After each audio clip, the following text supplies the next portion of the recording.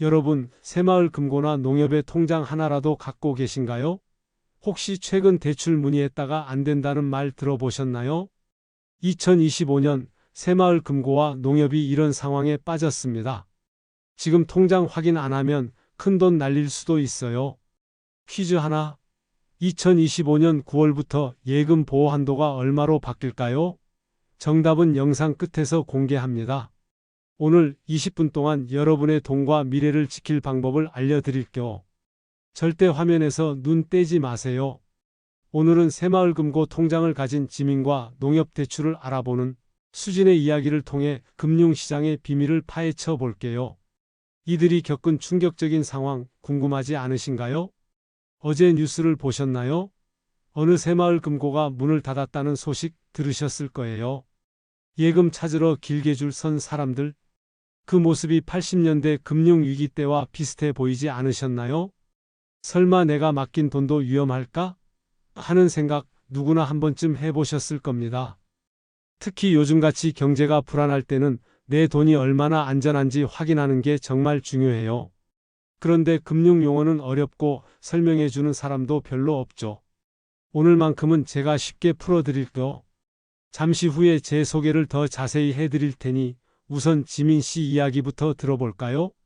지민 씨는 68세로 30년 넘게 같은 새마을금고를 이용해 오셨어요. 퇴직금 1억 원과 노후 자금 5천만 원을 예금에 넣어 두셨죠? 어느 날 지민 씨는 뉴스에서 충격적인 소식을 들었어요. 일부 새마을금고 경영위기, 예금자 우려 커진다는 소식이요. 지민 씨는 당장 통장을 확인하러 갔는데 금고 앞에는 이미 긴 줄이 늘어서 있었어요. 여러분 중에도 비슷한 걱정을 하신 분들 있으실 거예요. 내가 맡긴 돈이 정말 안전한 건가? 통장에 있는 돈이 하루아침에 사라질 수도 있나? 이런 불안감은 특히 은퇴 후에 더 커질 수밖에 없죠. 평생 모은 돈이니까요. 이제 제 소개를 먼저 해드릴게요. 저는 30년 동안 금융기관에서 일해온 김도현입니다. 대형은행, 보험사, 증권사를 두루 경험했고 지금은 은퇴 세대를 위한 금융교육과 상담을 하고 있어요. 제가 만난 많은 어르신들이 금융정보가 부족해 손해보는 경우가 너무 많았어요. 그래서 오늘 이렇게 찾아왔습니다. 자, 이제 우리 수진 씨 이야기도 들어볼게요. 72세인 수진 씨는 농협에서 대출을 받아 자녀에게 주택자금을 지원해 주려고 했어요. 그런데 직원이 말했죠. 죄송합니다. 지금은 대출이 어려워요. 기준이 많이 강화됐거든요. 수진 씨는 어리둥절했어요. 작년까지만 해도 가능하다고 했는데 갑자기 왜? 이런 상황 혹시 경험해 보신 적 있으신가요? 은행이나 금융기관에서 갑자기 규정이 바뀌었다며 예전에 가능하던 일이 안 된다고 할 때 정말 답답하시죠? 요즘 이 금융권에서 가장 큰 문제는 부실 대출이에요. 코로나 이후 경제가 어려워지면서 돈을 갚지 못하는 사람들이 많아졌어요. 2020년부터 2024년까지 이런 부실 대출이 30%나 늘었다고 해요. 특히 새마을금고, 신협, 농협 같은 곳들은 지역 특성상 부동산이나 자영업자 대출이 많아요. 그런데 최근 부동산 시장이 흔들리고 자영업이 어려워지면서 이런 대출들이 부실화되고 있어요. 그렇다면 우리 예금은 얼마나 안전할까요? 기본적으로 예금자 보호법에 따라 5천만 원까지는 보호를 받아요. 그런데 여기서 중요한 건 은행과 이 금융권의 예금 보호가 서로 다르다는 점이에요. 은행은 예금보험공사에서 보호하지만 새마을금고는 새마을금고중앙회, 농협은 농협중앙회에서 각각 보호하죠. 제 고객 중 박 할머니는 2024년에 비슷한 경험을 하셨어요. 지역 신협에 1억 원을 예금해 뒀는데 그 신협이 갑자기 문을 닫았죠. 결국 5천만 원은 바로 돌려받았지만 나머지 5천만 원은 6개월이나 기다려야 했어요. 그렇다면 우리는 어떻게 해야 할까요? 첫째, 한 금융기관에 5천만 원 이상 예금을 넣지 마세요. 여러 기관에 분산해서 관리하는 게 안전해요. 둘째, 정기적으로 금융기관의 건전성 정보를 확인하세요. 셋째, 패닉에 빠지지 마세요. 모든 사람이 한꺼번에 돈을 빼려고 하면 건강한 금융기관도 문제가 생길 수 있거든요. 특히 나이가 들수록 조심해야 할 금융 사기도 있어요. 귀하의 계좌가 위험합니다라는 문자나 전화를 받으면 절대 개인정보나 계좌번호를 알려주지 마세요. 공식 지점에 직접 방문해서 확인하는 게 가장 안전해요. 자, 지금까지 여러분이 알아야 할 금융위기의 징조와 기본적인 대처법에 대해 말씀드렸어요. 이어지는 본론에서는 더 구체적인 방법과 안전하게 돈을 지키는 전략에 대해 알려드릴게요. 특히 예금 보호 한도가 어떻게 바뀌는지, 어떤 금융기관이 상대적으로 안전한지, 그리고 지금 당장 확인해야 할 체크리스트까지 준비했어요. 여러분의 소중한 노후 자금 함께 지켜봐요. 이제 본격적으로 새마을금고와 농협의 현재 상황과 우리가 취해야 할 행동에 대해 더 자세히 알아볼게요. 서론에서 말씀드린 상황이 왜 발생했는지, 그리고 우리는 어떻게 대응해야 하는지 하나씩 살펴보겠습니다. 2025년 새마을금고와 농협은 폭풍 속 배와 같아요. 겉으론 멀쩡해 보이지만 안은 위태롭죠. 서론에서 말씀드린 지민 씨는 새마을금고에 7천만 원을 예금했는데 최근 금고가 흔들린다는 소문을 듣고 불안해졌어요. 대체 무슨 일이 일어나고 있는 걸까요? 핵심은 대출 규제예요. 정부가 새마을금고는 대출을 3.8%, 농협은 2.8%까지만 늘리라고 했어요. 왜 그랬을까요? 사람들이 시중은행에서 대출을 못 받으니 새마을금고, 농협으로 몰렸거든요. 이른바 풍선 효과라고 하죠. 한쪽을 누르면 다른 쪽이 부풀어 오르는 현상이에요. 하지만 이제 이곳도 문을 걸어 잠그고 있는 상황입니다. 풍선 효과에 대해 좀 더 설명해 드릴게요. 2022년부터 정부가 주택대출 규제를 강화하면서 국민은행, 신한은행 같은 대형은행에서 대출받기가 어려워졌어요. 그러자 사람들이 대안으로 새마을금고, 농협, 신협 같은 곳을 찾았죠. 상대적으로 규제가 덜했거든요. 그런데 이런 곳으로 대출이 몰리자 금융당국이 우려하기 시작했어요. 너무 위험하다. 이대로 가다가 문제가 생길 수 있다고요. 지민 씨는 이렇게 생각했죠. 내 돈 안전한가? 대출은 받을 수 있나? 전문가들은 경고해요. 지금 통장 확인 안 하면 예금 잃거나 대출 기회 놓칠 수 있다. 새마을금고, 농협의 대출이 줄면서 집 사기, 사업 시작하기가 점점 어려워지고 있어요. 특히 우려되는 건 부실 대출의 증가예요. 경기가 좋지 않으니 대출금을 제때 갚지 못하는 사람들이 늘고 있어요. 2022년에는 이 금융권의 부실 대출 비율이 1.3%였는데 2024년에는 2.7%까지 올라갔어요. 이건 지역 금융의 건전성이 나빠지고 있다는 신호예요. 또 하나 알아두셔야 할 점은 자본 적정성이라는 개념이에요. 쉽게 말하면 금융기관이 위기 상황에서 얼마나 버틸 수 있는지 보여주는 지표예요. 국제 기준으로는 BIS 비율이 8% 이상이어야 안전하다고 봐요. 그런데 일부 새마을금고와 농협 점포는 이 비율이 최저 기준에 가까워지고 있다고 해요. 이제 수진 씨의 이야기를 더 들어볼까요? 서론에서 말씀드린 수진 씨는 농협에서 사업자금 대출을 받으려 했는데 한도 초과라며 거절당했어요. 왜 농협이 이렇게 깐깐해졌을까요? 바로 금융기관의 건강 악화 때문이에요. 2022년부터 대출을 못 갚는 사람들이 늘면서 새마을금고, 농협 같은 곳들이 흔들리고 있어요. 못 갚은 대출, 즉 부실 대출이 쌓이고 은행에 현금도 부족해졌죠. 그래서 정부는 대출을 더 조였고 통장 가진 사람들에게도 영향을 미치고 있어요. 실제로 한 지역의 새마을금고는 지난해 총 자산이 10%나 줄었다고 해요. 예금은 줄고 부실 대출은 늘고, 이런 상황이 계속되면 일부 금고나 농협 지점이 문을 닫을 수도 있다는 우려가 나오고 있어요. 여기서 가장 중요한 정보, 지금 새마을금고, 농협의 예금 보호 한도는 1인당 5천만 원이에요. 만약 7천만 원 넣었다면 2천만 원은 못 돌려받을 수도 있어요. 다행히 2025년 9월부터 1억 원으로 늘어나지만 그때까지는 통장 확인하고 예금을 분산해야 해요. 예금자 보호 제도에 대해 좀 더 자세히 알려드릴게요. 시중은행은 예금보험공사가 보호하지만 새마을금고는 새마을금고중앙회, 농협은 농협중앙회가 각각 보호해요. 중요한 점은 이 보호기금의 규모가 달라요.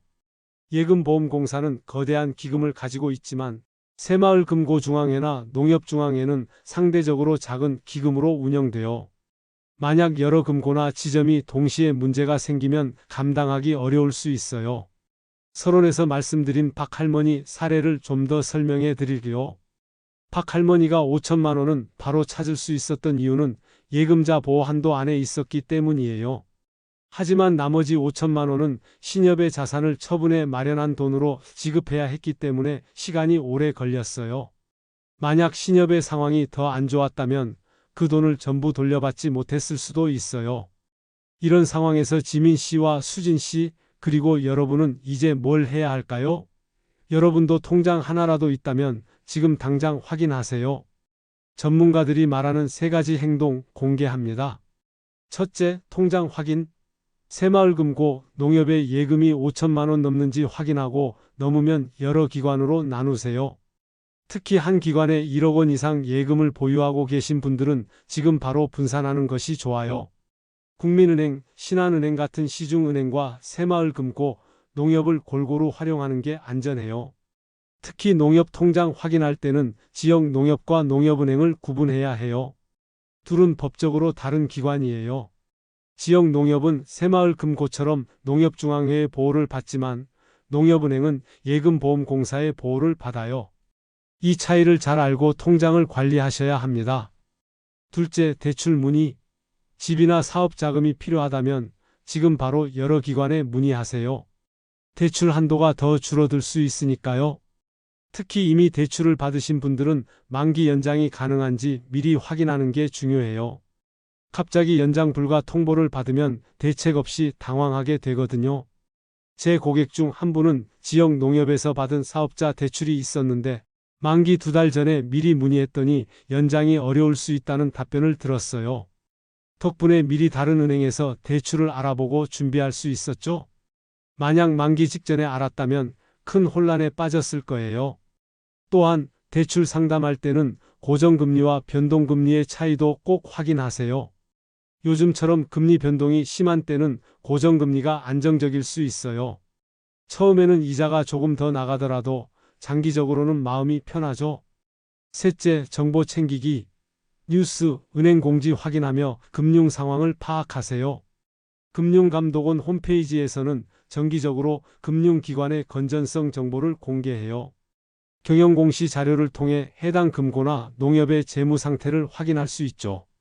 어려운 용어가 많긴 하지만 최소한 자본 비율이나 연체율 같은 핵심 지표는 체크해 보세요. 또한 요즘처럼 금융 불안 시기에는 가짜 뉴스도 많이 퍼져요.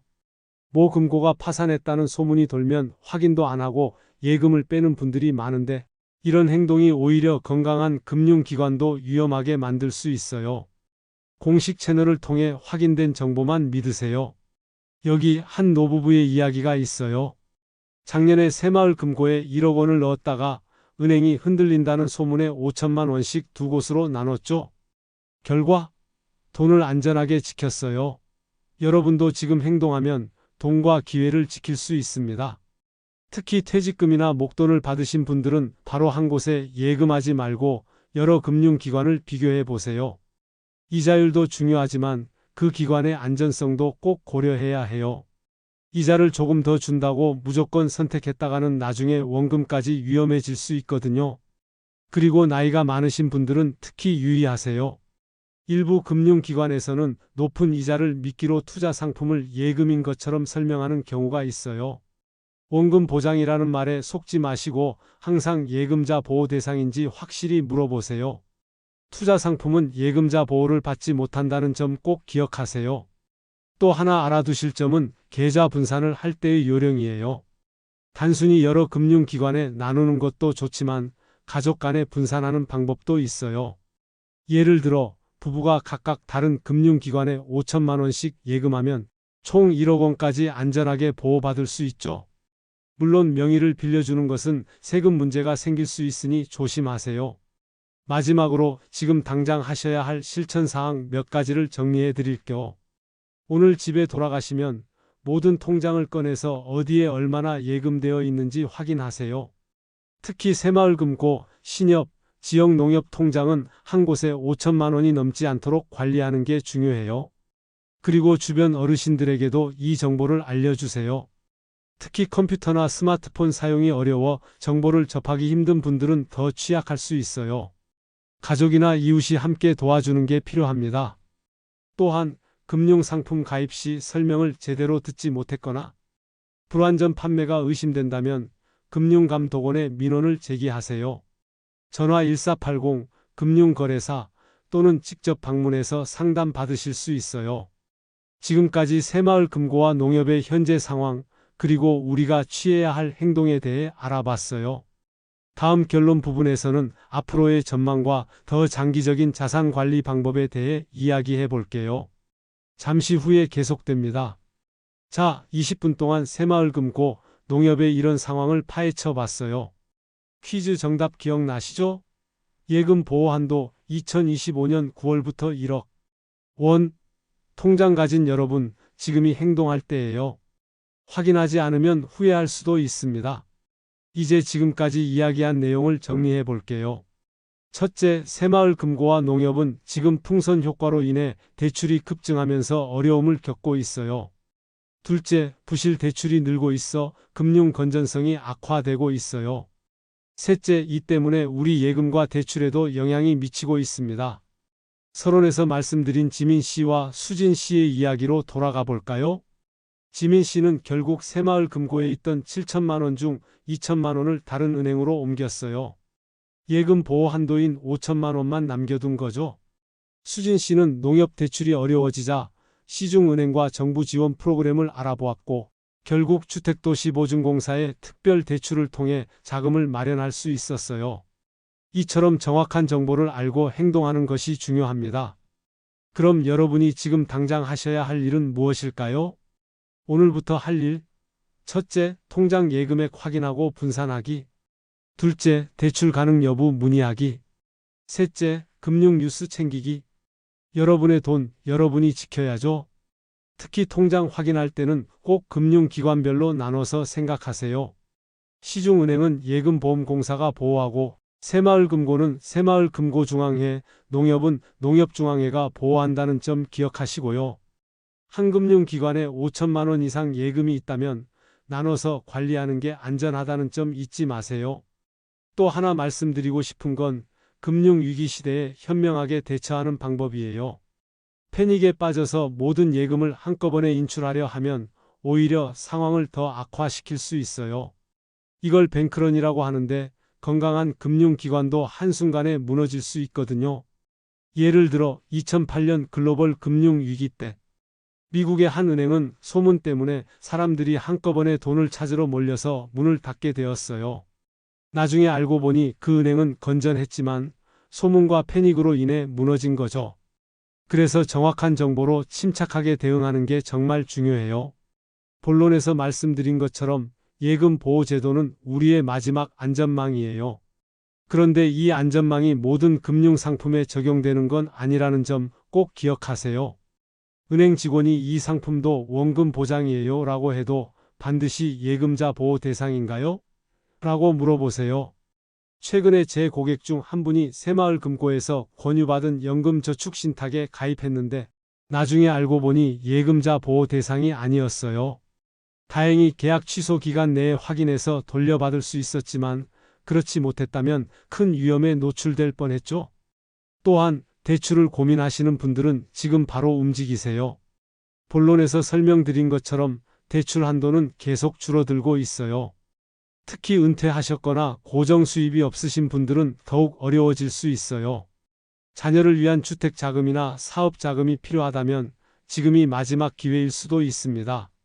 제 지인 중 65세인 정 할아버지는 작년에 자녀 결혼 자금을 대출받으려 했는데 고민하다가 석 달을 미루셨어요. 그 사이 대출 조건이 바뀌어서 결국 대출을 못 받게 되셨죠? 좀 더 일찍 결정했더라면 하는 후회가 크셨어요. 여러분은 이런 후회 없으시길 바랍니다. 이제 앞으로의 금융시장은 어떻게 될까요? 전문가들은 올해 하반기까지는 이런 규제와 어려움이 계속될 것으로 보고 있어요. 하지만 예금 보호 한도가 1억 원으로 늘어나는 9월 이후에는 조금 숨통이 트일 것으로 전망하고 있습니다. 그런데 이런 변화 속에서도 기회는 있어요. 예를 들어 요즘은 금리가 높아서 정기예금 이자가 예전보다 많이 올랐어요. 2022년만 해도 1%대였던 정기예금 금리가 지금은 3%에서 4%까지 올라갔죠. 이런 높은 금리를 잘 활용하면 안전하게 자산을 불려갈 수 있어요. 제가 만난 많은 어르신들이 이런 높은 금리를 놓치고 계세요. 작년 금리가 1.5%였는데 지금도 똑같겠지라고 생각하시거든요. 하지만 직접 물어보면 훨씬 높은 금리를 받을 수 있어요. 그러니 지금 바로 여러분이 이용하는 금융기관에 전화해서 정기예금 금리를 확인해 보세요. 특히 요즘 새로 생긴 온라인 전용 정기예금은 금리가 더 높은 경우가 많아요. 스마트폰이나 컴퓨터로 직접 가입하면 영업전보다 0.3에서 0.5% 정도 더 주는 경우가 많거든요. 스마트폰 사용이 어려우시면 자녀나 손주에게 도움을 요청해 보세요. 금융위기 시대를 현명하게 극복하기 위해 또 하나 알아두셔야 할 점은 비상금 관리예요. 언제든 쓸 수 있는 현금을 일정 부분 마련해 두는 게 중요합니다. 보통 월 생활비의 3배에서 6개월치 정도를 추천하지만 은퇴하신 분들은 좀 더 여유 있게 준비하시는 게 좋아요. 저는 고객분들께 항상 333 원칙을 권해드려요. 총 자산의 30%는 안전한 현금성 자산으로, 30%는 이자가 발생하는 예금이나 채권으로, 나머지 30%는 성장 가능성이 있는 자산으로 나누는 거예요. 물론 나이나 상황에 따라 비율은 조정할 수 있지만 이렇게 분산해두면 어떤 상황에서도 안정적으로 대처할 수 있어요. 자, 지금까지 금융위기 속에서 우리가 어떻게 대처해야 하는지 살펴봤습니다. 마지막으로 강조드리고 싶은 것은 정보력의 중요성이에요. 금융정보는 자주 변합니다. 오늘 가능한 대출이 내일은 불가능할 수도 있고 오늘의 예금 상품이 내일은 사라질 수도 있어요. 그래서 정기적으로 금융 뉴스를 확인하는 습관이 필요해요. 텔레비전 경제 뉴스나 신문의 금융 섹션을 일주일에 한두 번이라도 꼭 확인하세요.